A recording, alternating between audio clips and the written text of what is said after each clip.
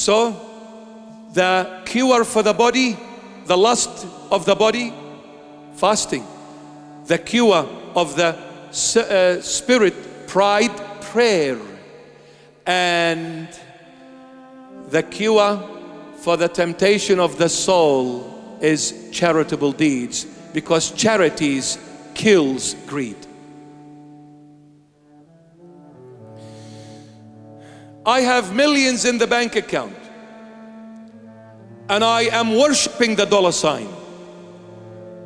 Somebody comes and says, I'm hungry. Can you give me $5? No way, not even a penny. And I've got millions. My dear friend, come here.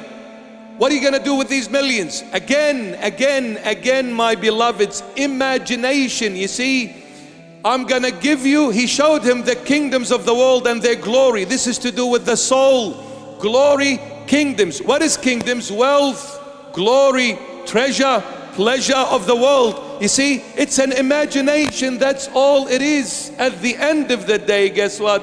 The millions are not yours. The millions are not yours.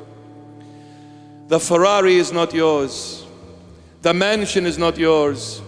Okay, you've got millions in the account, and some have billions in the account. And the royal family of Saudi Arabia, they've got 1.8 trillion.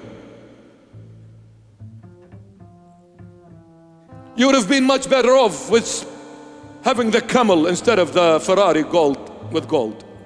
You don't want the Ferrari. Go with the camel, brother. Imagination, worshipping a pagan god. Money, pagan god. They've lost their soul to Satan.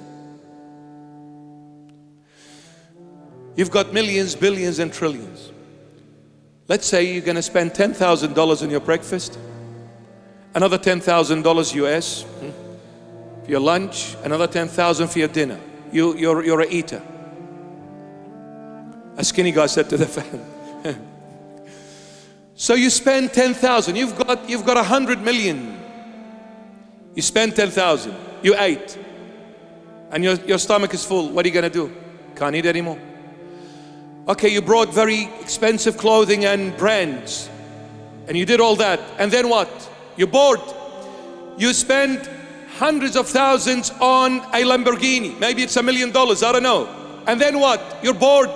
You did all this. You traveled the world. You've got your own private jet. You've got mansions everywhere. You've got properties everywhere. You go and come and jump, and every single day you are in a different outfit. You've done it all. And then what? The billions are still there. Can you eat it all? No. What is this kind of imagination that has become extremely sick, that you can't even give $1 to someone who is hungry, naked, living in the gutter? Why aren't you able to give that $1? Because Satan infiltrated your imagination and said, this is yours, enjoy it. The biggest lie. Did you know charitable deeds, when you help someone in need, when you reach out to someone in trouble and help them financially, emotionally, mentally, spiritually, did you know this is the only way for you to have a mansion in the next life? Let me make this very clear. Entering God's kingdom, it is only made possible by the blood of the Lamb of God, Jesus Christ of Nazareth. Period. No one can enter God's kingdom without the blood of the Lamb of God, Jesus Christ of Nazareth. All glory to His holy and mighty name. Period. Entering God's kingdom is one thing, and having a place in God's kingdom is totally a different thing. To enter God's kingdom, you need the Lord. But to have a place in God's kingdom, it is all dependent on what you've done for the Lord on earth.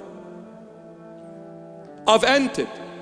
Am I going to have a little hut or a big mansion? Am I going to be a little star or a mighty star?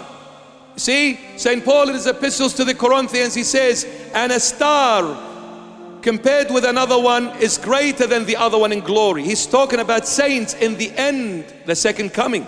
He said, in God's kingdom, all the saints there are not going to be the same in glory.